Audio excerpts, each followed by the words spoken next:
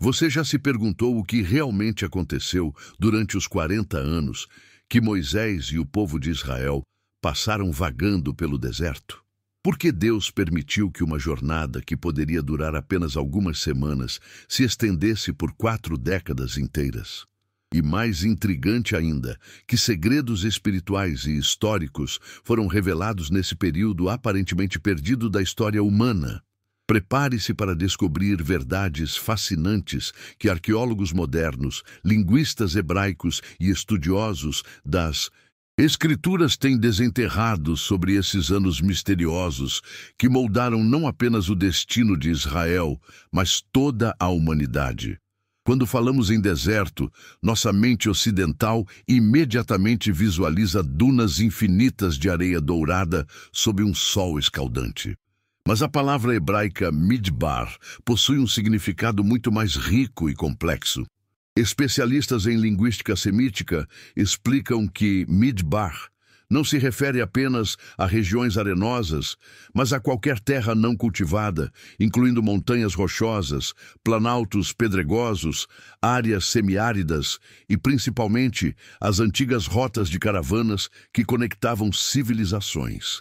Arqueólogos descobriram que a península do Sinai, onde Israel peregrinou, era na verdade uma região de intensa atividade comercial, com minas de cobre e turquesa exploradas pelos egípcios há mais de 3.000 anos. Para entendermos a dimensão geográfica dessa jornada, precisamos saber que a distância entre o Egito e Canaã, seguindo a rota costeira dos filisteus, era de aproximadamente 400 quilômetros, uma caminhada de 2 semanas para uma caravana normal. Mas Deus, deliberadamente, escolheu o caminho mais longo através do deserto, que se estendia por mais de 1.200 quilômetros de território hostil. Geólogos modernos confirmam que essa região apresenta variações de altitude que vão do nível do mar até mais de 2.500 metros, incluindo montanhas graníticas, vales profundos e planaltos calcários. Mas aqui está a primeira revelação transformadora. O deserto não era apenas um obstáculo geográfico, mas um laboratório divino de formação espiritual. Antropólogos culturais revelam que, para os povos antigos do Oriente Próximo, o deserto representava o lugar onde os deuses testavam e purificavam seus escolhidos. Documentos da época confirmam que líderes espirituais de várias culturas buscavam o deserto para experiências místicas. No caso de Israel, Deus usou esse ambiente para quebrar 40 séculos de mentalidade escrava e forjar uma nação santa. O paralelismo entre os 40 anos de Israel no deserto e os 40 dias de Jesus no mesmo ambiente não é coincidência. Especialistas em numerologia bíblica explicam que o número 40, tanto em hebraico Arbaim quanto em grego Tessaraconta, sempre representa períodos de provação, purificação e preparação espiritual. Vemos isso na vida de Moisés, que passou 40 anos no Egito, 40 anos em Midian e 40 anos liderando Israel. Também nos 40 dias e noites de chuva no dilúvio, os 40 dias de Elias no Monte Horebe e os 40 dias entre a ressurreição e a ascensão de Cristo. Agora chegamos ao coração da questão. Por que Deus permitiu que uma geração inteira morresse no deserto? A resposta está no dramático episódio registrado em Números, capítulos 13 e 14.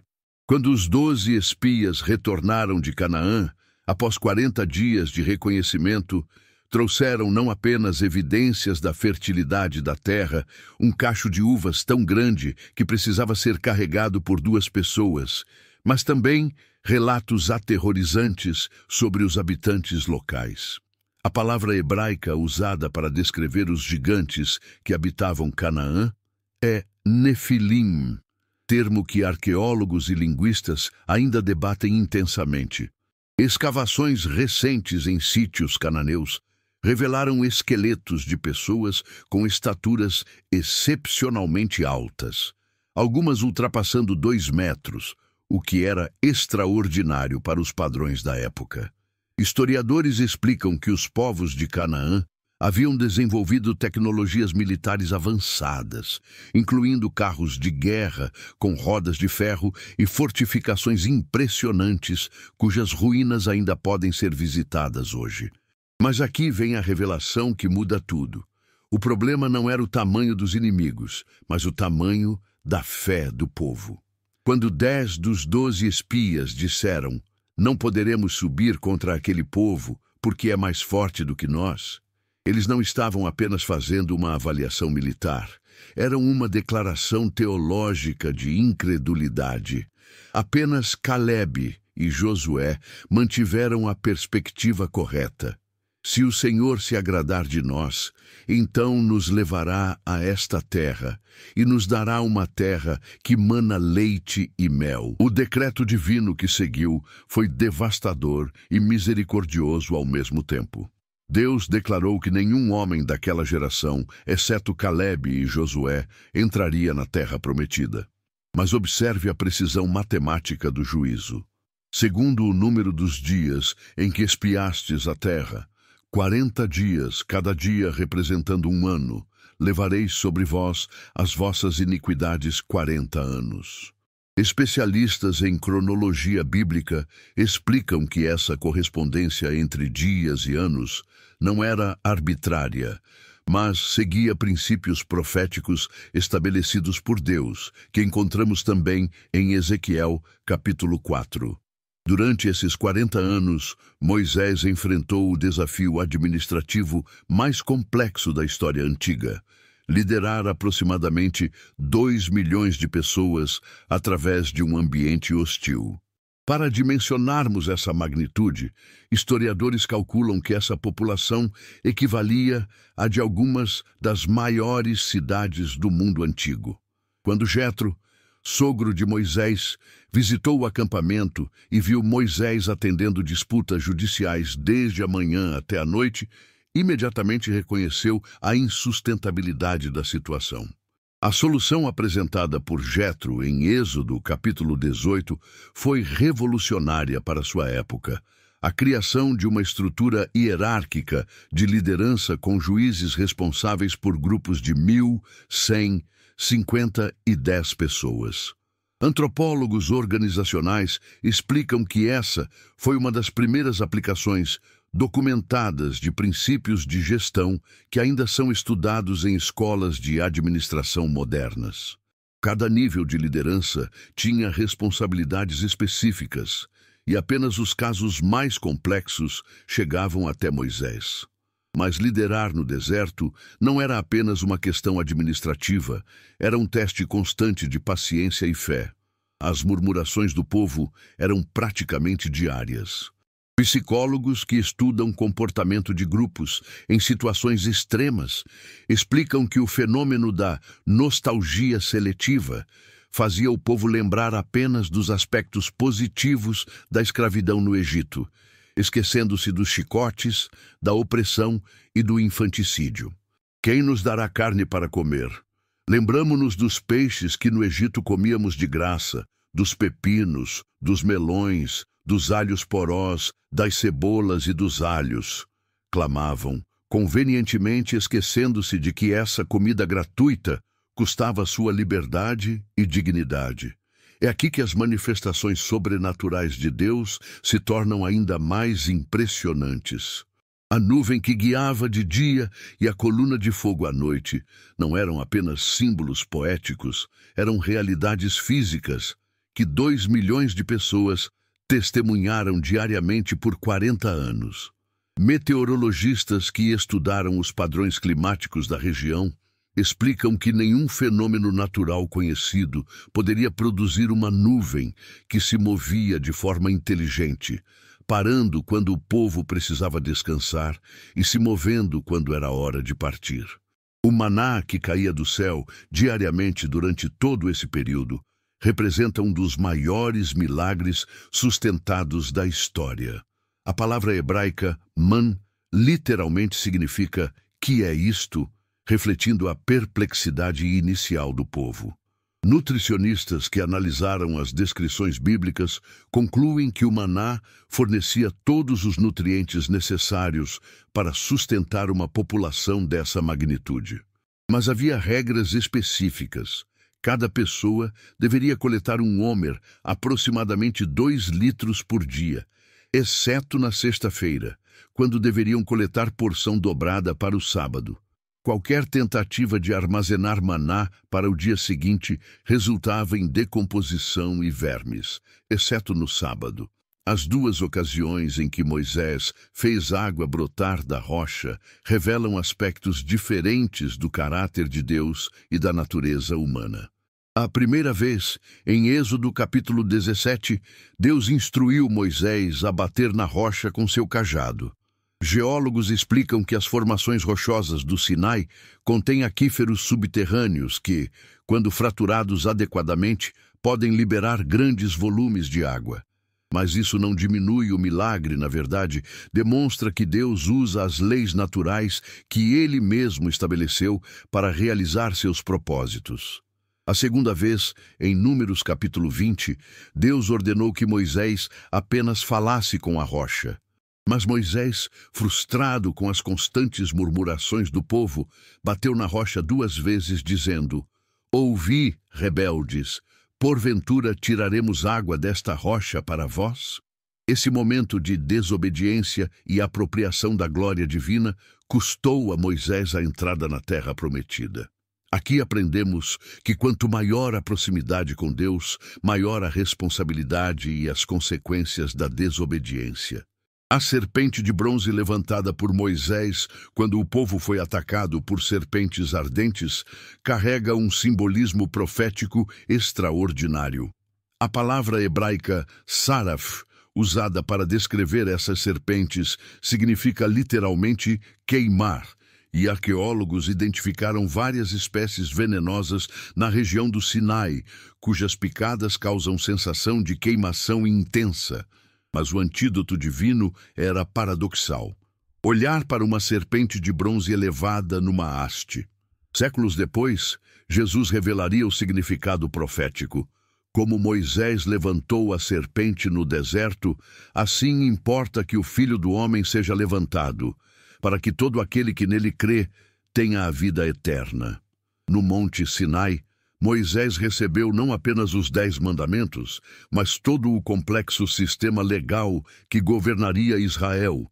Especialistas em direito antigo explicam que a lei mosaica era revolucionária para sua época, estabelecendo princípios de justiça, proteção aos vulneráveis e responsabilidade social que ainda influenciam sistemas jurídicos modernos. A frase "olho por olho, dente por dente" não era barbárie, mas limitação da vingança, estabelecendo proporcionalidade nas punições numa época em que conflitos menores frequentemente escalavam para guerras tribais. As especificações detalhadas do tabernáculo revelam a precisão matemática e simbólica de Deus.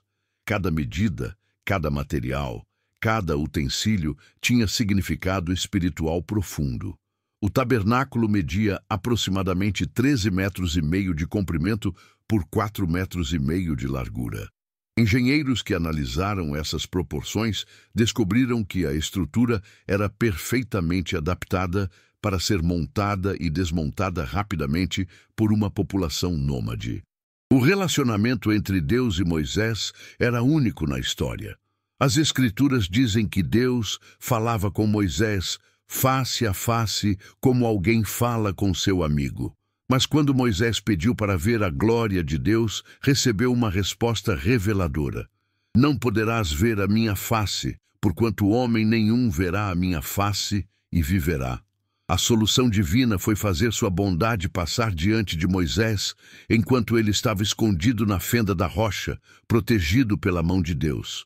O resultado dessa experiência foi visualmente dramático. O rosto de Moisés resplandecia com tal intensidade que o povo não conseguia olhar diretamente para ele. A palavra hebraica karan, usada para descrever esse fenômeno, pode significar tanto resplandecer quanto ter cornos, o que explica por que algumas traduções antigas e obras de arte retratam Moisés com chifres. Mas físicos que estudaram o fenômeno da luminescência explicam que exposição à radiação divina intensa poderia realmente causar fluorescência na pele humana. As revoltas no deserto revelam a natureza decaída do coração humano, mesmo diante dos milagres mais extraordinários.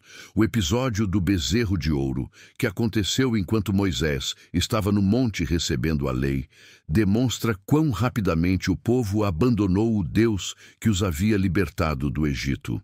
Arqueólogos descobriram que o culto ao boi sagrado era comum no Egito antigo, e que Aaron provavelmente reproduziu uma forma religiosa familiar ao povo. A rebelião de Corá, Datã e Abirão foi ainda mais séria porque questionou diretamente a autoridade divina através de Moisés. Estes líderes argumentaram: basta, pois toda a congregação é santa e o Senhor está no meio deles. Por que vos elevais sobre a Assembleia do Senhor? O juízo divino foi dramático. A terra se abriu e os engoliu vivos. Geólogos explicam que a região possui atividade sísmica significativa, mas isso não diminui o milagre do timing preciso e da seletividade do julgamento. As guerras no deserto transformaram escravos em guerreiros. A batalha contra Amaleque foi a primeira experiência militar de Israel como nação livre. O detalhe mais intrigante é que a vitória dependia de Moisés manter as mãos levantadas durante toda a batalha. Quando seus braços se cansavam e abaixavam, Amaleque prevalecia. Aron e Hur tiveram que sustentar os braços de Moisés até o pôr do sol. Estrategistas militares modernos reconhecem que essa não era uma tática militar comum, mas uma demonstração de que a vitória dependia da intercessão e não apenas da força humana.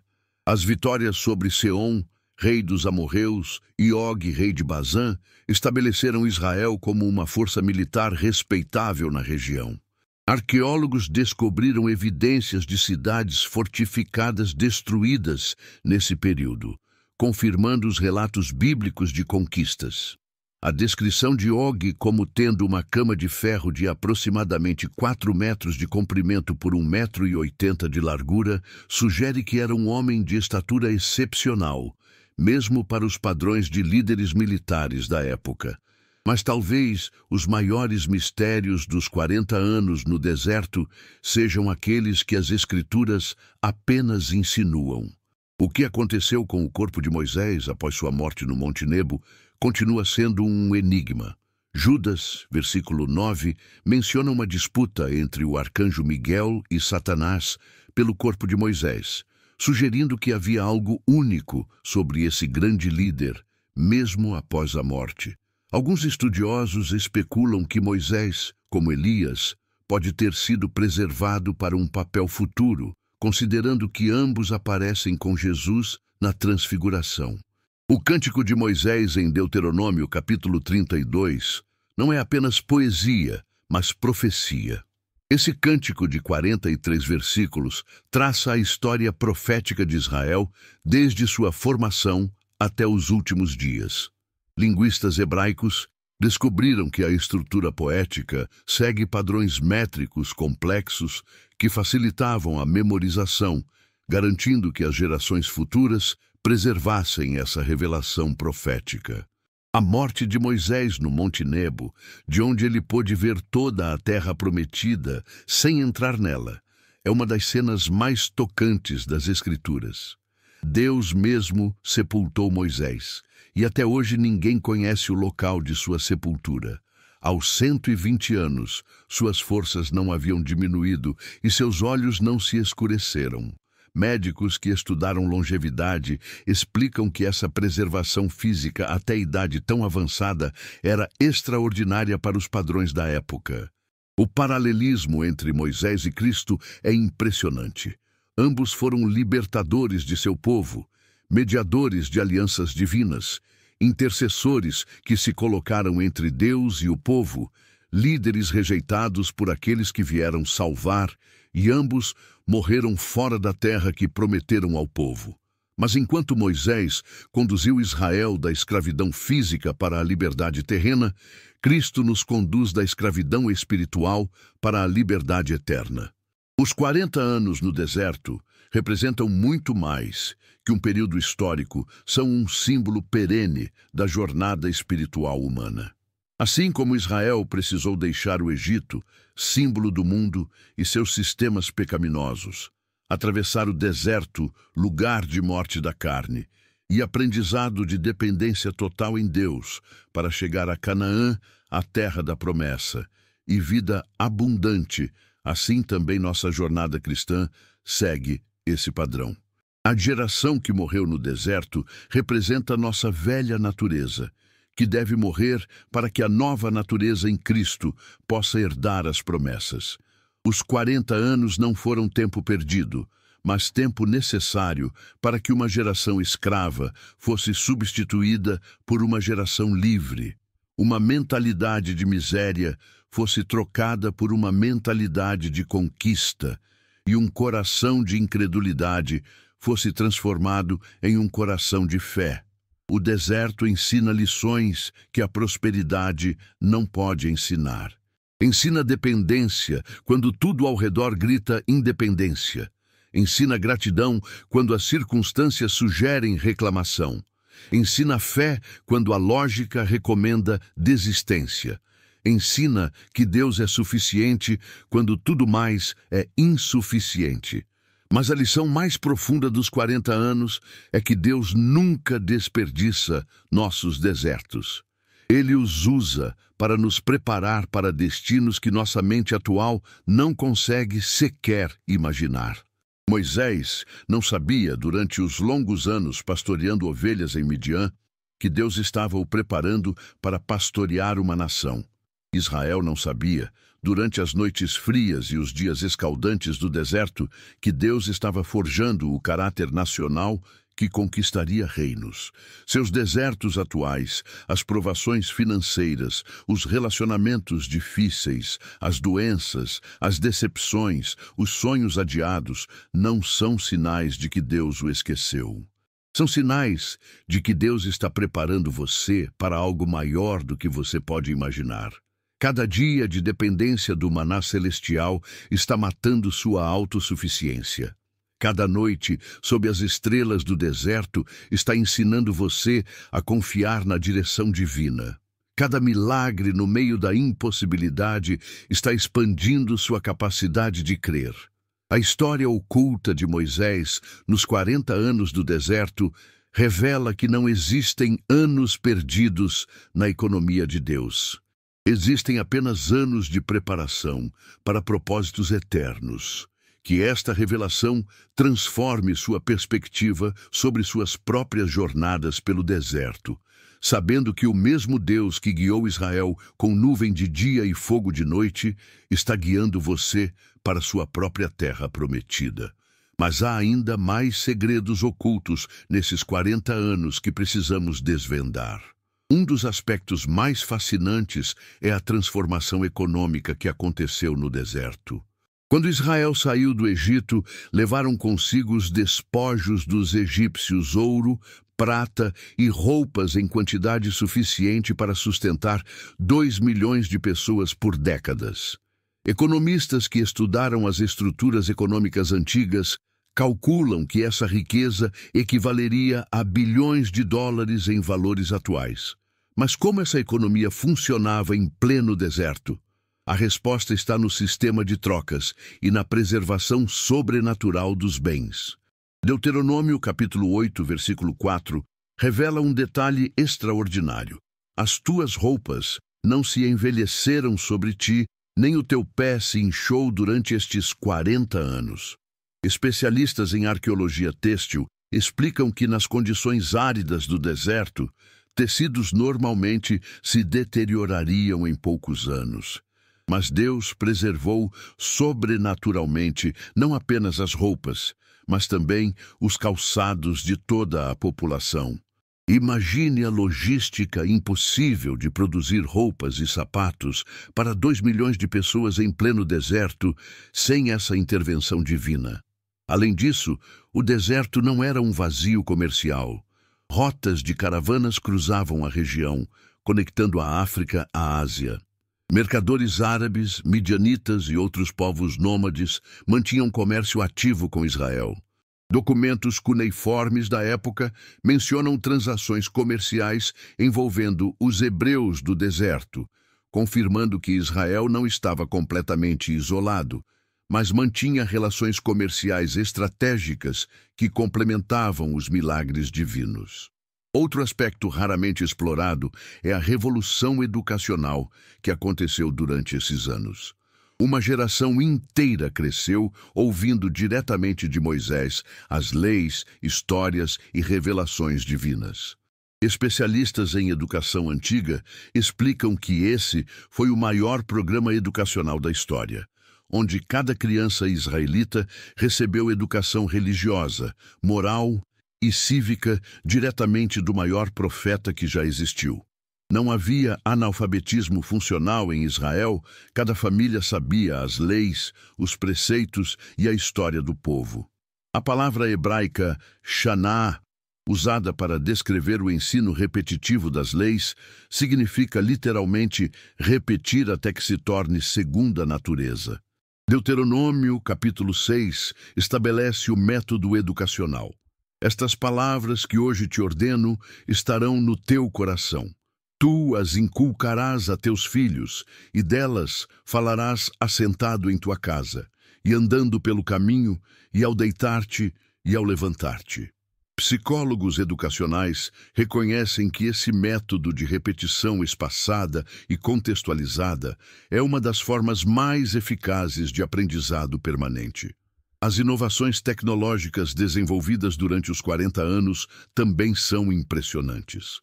A construção e manutenção do tabernáculo exigiu conhecimentos avançados de metalurgia, carpintaria, tecelagem e arquitetura. Bezalel e Aholiabe, os artesãos principais, receberam habilidades sobrenaturais para trabalhar com ouro, prata, bronze, madeira e pedras preciosas. Mas também treinaram centenas de outros artesãos, criando a primeira escola técnica especializada da história. Metalúrgicos que analisaram as descrições bíblicas dos utensílios do tabernáculo descobriram que as técnicas descritas eram extremamente avançadas para a época. O altar de bronze, por exemplo, requeria conhecimentos de fundição e moldagem que normalmente levavam gerações para serem desenvolvidos. A Arca da Aliança, com seus detalhes em ouro batido e querubins esculpidos, demonstra habilidades artísticas que rivalizam com as melhores obras do Egito Antigo. A logística médica no deserto também revela aspectos extraordinários. Com 2 milhões de pessoas vivendo em condições desafiadoras, seria esperada uma taxa de mortalidade altíssima devido a doenças, acidentes e falta de recursos médicos. Mas as Escrituras registram apenas as mortes relacionadas aos juízos divinos específicos. Salmo 90, versículo 10, fala que os dias da nossa idade são 70 anos, indicando que a longevidade média era notavelmente alta para os padrões antigos. Médicos que estudaram as leis sanitárias estabelecidas por Moisés ficam impressionados com a precisão científica dos preceitos. As regras sobre isolamento de leprosos, purificação após contato com mortos, lavagem de mãos e utensílios e separação de detritos humanos seguem princípios microbiológicos que só foram descobertos pela medicina moderna no século XIX. Epidemiologistas explicam que essas práticas preventivas salvaram incontáveis vidas e impediram surtos que poderiam ter dizimado a população. A estrutura militar que se desenvolveu no deserto também merece atenção especial. Israel saiu do Egito como uma massa desorganizada de escravos, mas entrou em Canaã como um exército disciplinado capaz de conquistar cidades fortificadas. O primeiro censo militar, registrado em Números, capítulo 1, contou 603.550 homens aptos para a guerra, uma força militar que rivalizava com os maiores exércitos da época. Estrategistas militares modernos analisaram a organização tribal de Israel e descobriram uma estrutura de comando sofisticada. Cada tribo tinha suas especialidades. Judá liderava as marchas, Levi cuidava dos aspectos espirituais, algumas tribos se especializaram em arqueiros, outras em soldados de infantaria. A disposição do acampamento, com o tabernáculo no centro e as tribos organizadas em formação quadrada ao redor, fornecia proteção máxima aos elementos mais sagrados, enquanto permitia mobilização rápida para a batalha. As táticas desenvolvidas durante as guerras no deserto também eram inovadoras. A estratégia de cercar Jericó marchando em silêncio por 7 dias seguidos, então gritando todos ao mesmo tempo, pode parecer estranha para mentes modernas.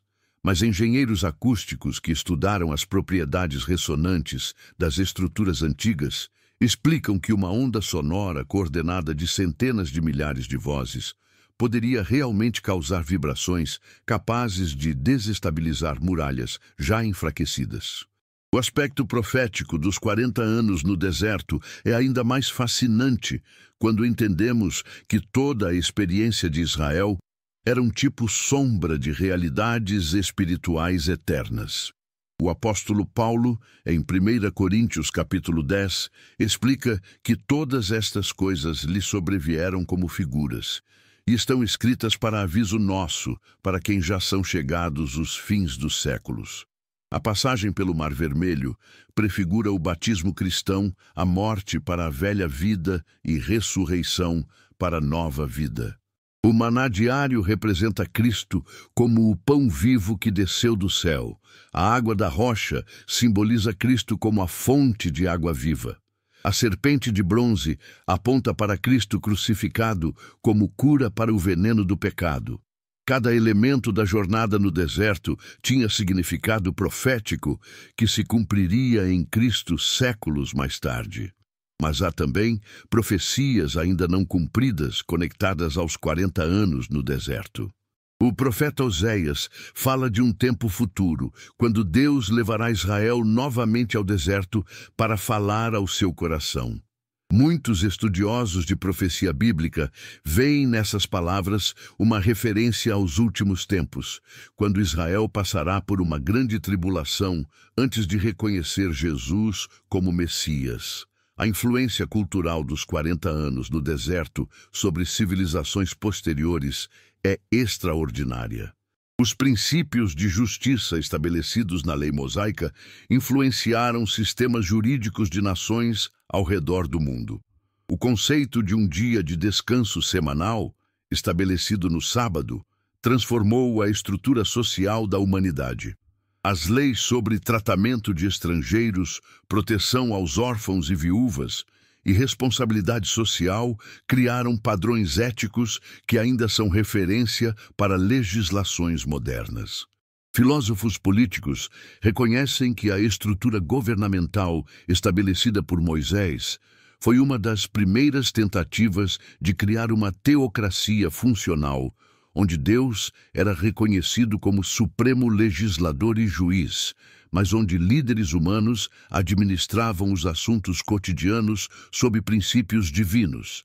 Essa influência pode ser vista na formação de muitas democracias modernas, incluindo os Estados Unidos, cujos fundadores citaram frequentemente princípios mosaicos. A preservação dos relatos dos 40 anos no deserto também revela aspectos fascinantes sobre como Deus garante a perpetuação de sua revelação. Moisés não apenas viveu os eventos, mas os registrou meticulosamente. Críticos textuais que analisaram a estrutura literária dos 5 livros de Moisés descobriram evidências de testemunho ocular nos detalhes geográficos, cronológicos e culturais que seriam impossíveis de fabricar séculos mais tarde. Arqueólogos trabalhando na Península do Sinai continuam descobrindo evidências que corroboram a presença de uma grande população na região durante o período correspondente ao Êxodo. Inscrições em rochas, restos de acampamentos antigos e mudanças nos padrões de sedimentação sugerem atividade humana intensa na área tradicionalmente associada com a jornada de Israel. Um dos aspectos mais intrigantes é a questão das datas e cronologia. Especialistas em cronologia bíblica calculam que o Êxodo aconteceu por volta de 1445 a.C., durante o reinado de Amenhotep II no Egito. Essa datação alinha-se com evidências arqueológicas de destruição de cidades cananeias no período correspondente à conquista sob Josué, aproximadamente 40 anos mais tarde. A questão da localização exata do Monte Sinai também continua intrigando pesquisadores. A tradição localiza o monte no sul da Península do Sinai, no local hoje conhecido como Jebel Musa. Mas alguns estudiosos propõem localizações alternativas, incluindo o noroeste da Arábia Saudita, baseando-se em referências bíblicas que colocam o Sinai na terra de Midian.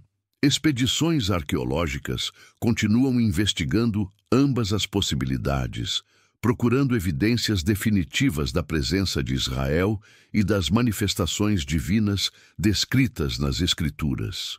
A transformação psicológica de uma população escrava em uma nação conquistadora é talvez o aspecto mais impressionante dos 40 anos.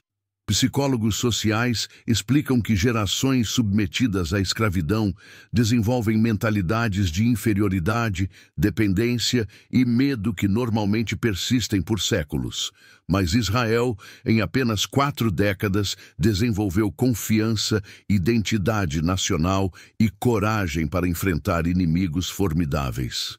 Essa transformação não aconteceu apenas através de discursos motivacionais, mas através de experiências reais, de vitória e provisão divina.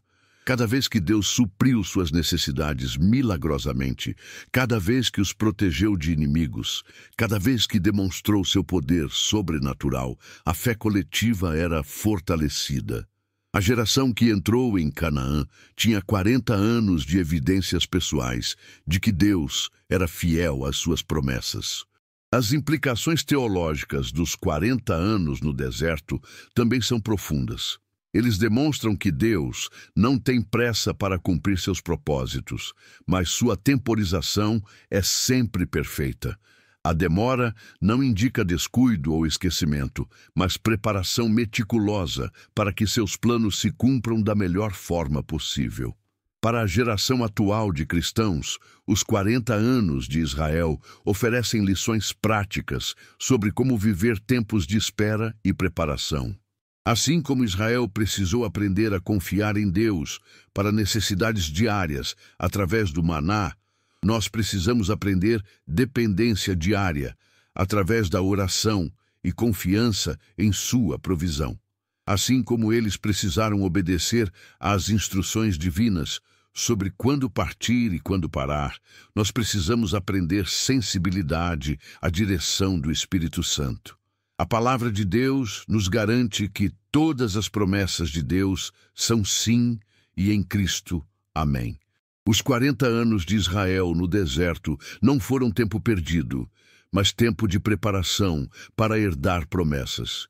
Seus tempos de espera atual, suas provações e desafios, não são evidências de que Deus o esqueceu, mas preparação para que você esteja pronto para receber tudo o que Ele preparou para a sua vida.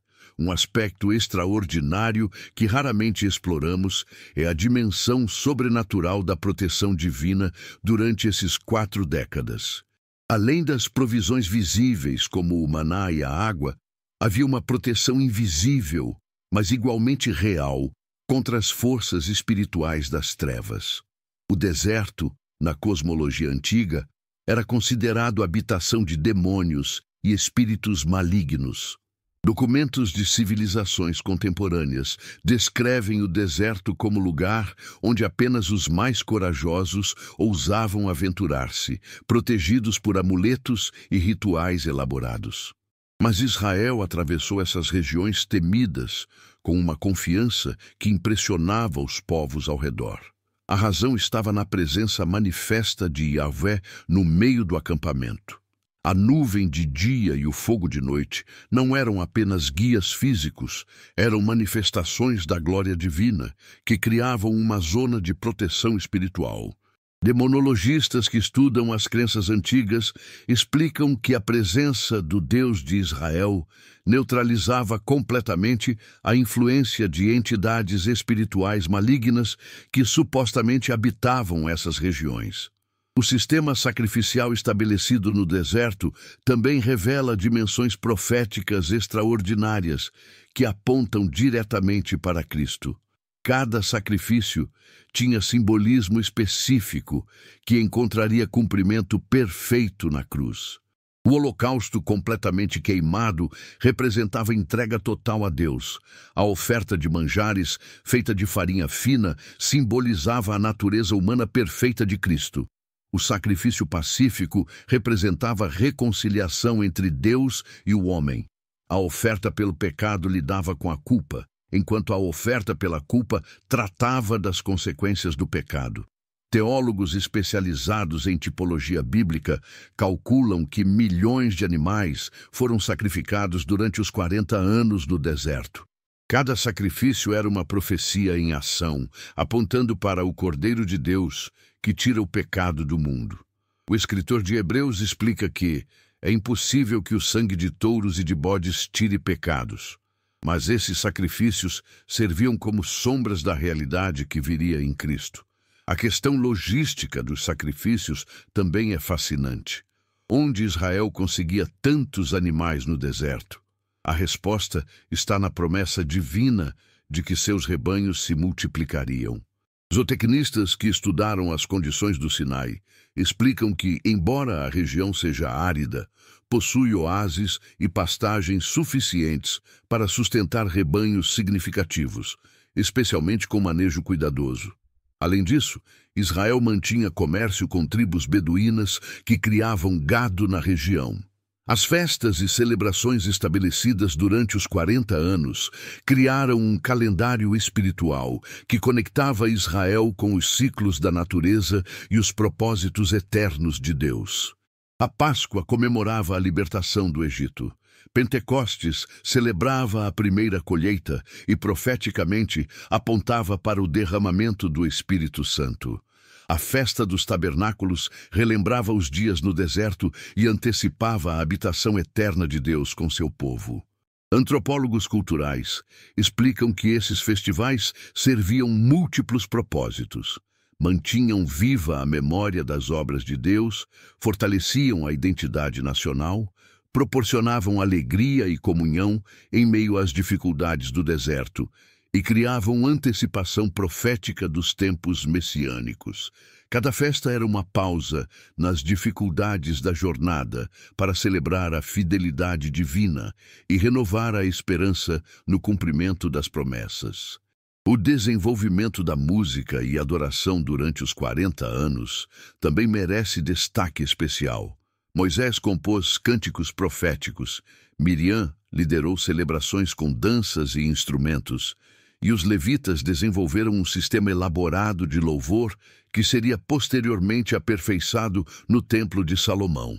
Musicólogos que estudaram os instrumentos mencionados nas Escrituras descobriram que Israel possuía uma tradição musical sofisticada que incluía instrumentos de cordas, sopro e percussão.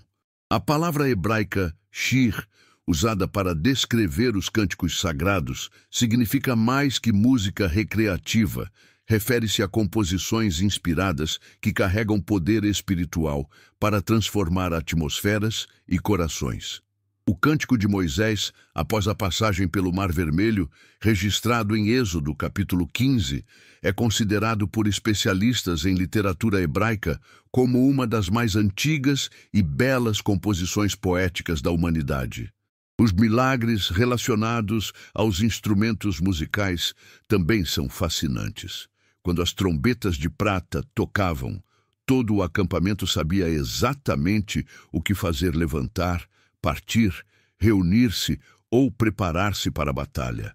Acústicos que estudaram as propriedades sonoras desses instrumentos explicam que o som das trombetas de prata podia ser ouvido a distâncias de vários quilômetros no ar seco do deserto, permitindo coordenação perfeita de uma população de 2 milhões de pessoas.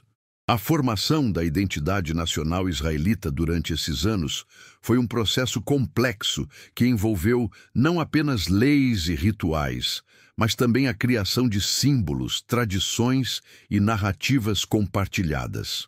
Sociólogos que estudam formação de identidades nacionais reconhecem que Israel desenvolveu, em apenas 4 décadas, um senso de pertencimento e propósito que mantém judeus unidos há mais de 3.000 anos. A circuncisão, estabelecida como sinal da aliança desde Abraão, ganhou novo significado no deserto.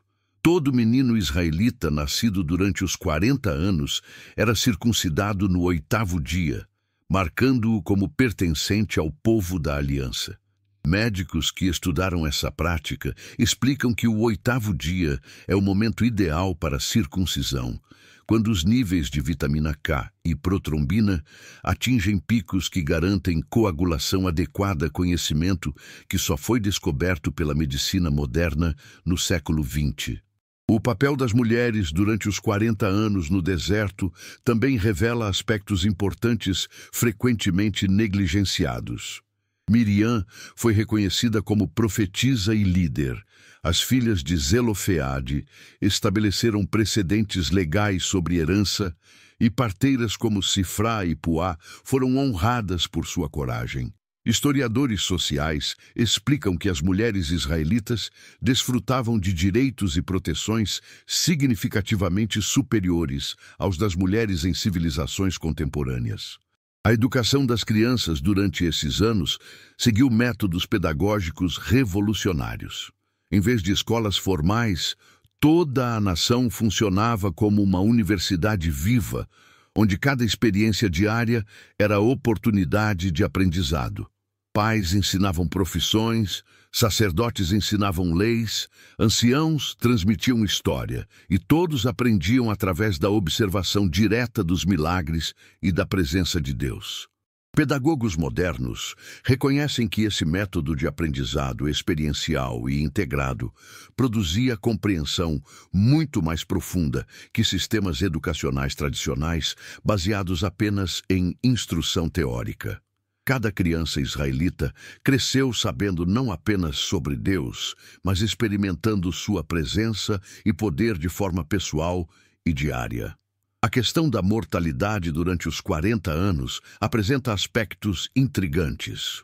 Embora uma geração inteira tenha morrido no deserto conforme o decreto divino, as Escrituras não registram epidemias, fomes ou catástrofes naturais como causas de morte.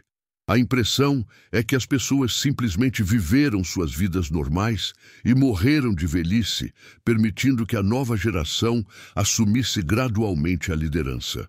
Demógrafos que analisaram os números bíblicos calculam que, para manter uma população estável de aproximadamente 2 milhões de pessoas durante 40 anos, nascimentos e mortes precisavam estar em equilíbrio quase perfeito.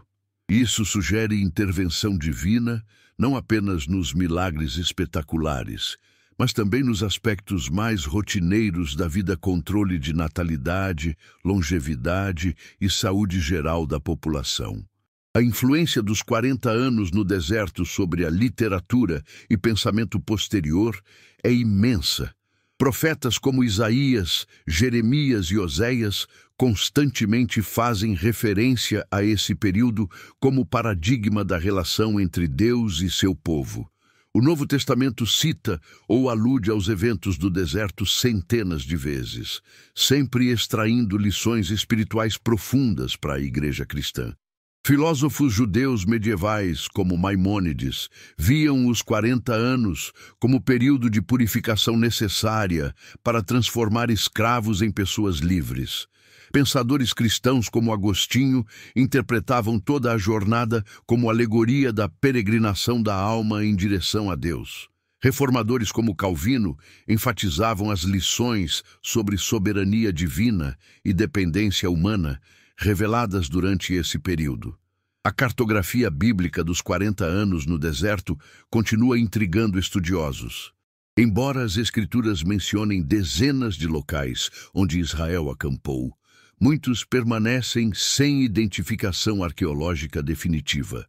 Isso se deve parcialmente ao fato de que populações nômades deixam menos vestígios arqueológicos que civilizações sedentárias, mas também à vastidão da região do Sinai e as mudanças geográficas ocorridas ao longo de 3 milênios. Recentes tecnologias de imageamento por satélite têm revelado estruturas antigas e padrões de assentamento na península do Sinai que podem corresponder aos acampamentos israelitas. Arqueólogos estão usando radar penetrante e análise de solo para identificar possíveis locais mencionados nas narrativas bíblicas, sempre respeitando as sensibilidades religiosas das comunidades locais. O impacto ecológico da presença de 2 milhões de pessoas no deserto durante 4 décadas também é fascinante. Ecologistas que estudaram a capacidade de carga do ecossistema do Sinai calculam que seria impossível sustentar essa população apenas com recursos naturais. Isso confirma a necessidade absoluta dos milagres divinos, não apenas o maná e a água, mas também a preservação do próprio ambiente para que pudesse suportar uma presença humana tão massiva. A biodiversidade da região durante esse período teria sido afetada significativamente. Mas as leis mosaicas incluíam princípios de conservação ambiental que anteciparam conceitos ecológicos modernos. Proibição de destruir árvores frutíferas durante cercos, rotação de culturas através do ano sabático e cuidado com animais domésticos e selvagens. Israel aprendeu no deserto que era mordomos, não dominadores, da criação de Deus. Por fim, os 40 anos no deserto estabeleceram precedentes sobre como Deus trabalha na história humana, que permanecem válidos hoje. Ele usa períodos aparentemente improdutivos para propósitos eternos. Transforma fraqueza em força através de dependência divina. Revela sua glória mais claramente quando circunstâncias humanas são mais impossíveis. E sempre cumpre suas promessas, mesmo quando sua temporização parece incompreensível para perspectivas humanas limitadas. Esses princípios transcendem cultura, época e circunstâncias. Assim como Israel descobriu no deserto que Deus é suficiente quando tudo mais é insuficiente, nós podemos ter essa mesma confiança em nossos próprios desertos contemporâneos. A história oculta de Moisés revela que não existem experiências desperdiçadas na economia divina. Cada provação, cada demora, cada dificuldade está sendo usada pelo Senhor para nos preparar para destinos que nossa mente atual não consegue sequer imaginar. E que ao final de nossa jornada, como Moisés, possamos olhar para trás e ver que cada dia no deserto tinha propósito divino, cada provação tinha resultado eterno, e cada passo aparentemente perdido estava, na verdade, nos levando exatamente para onde Deus sempre planejou que chegássemos. Porque o Deus de Moisés é o mesmo ontem, hoje e eternamente, e sua fidelidade permanece para sempre, para a honra e glória do Senhor Jesus Cristo, nosso supremo libertador e guia através de todos os desertos da vida.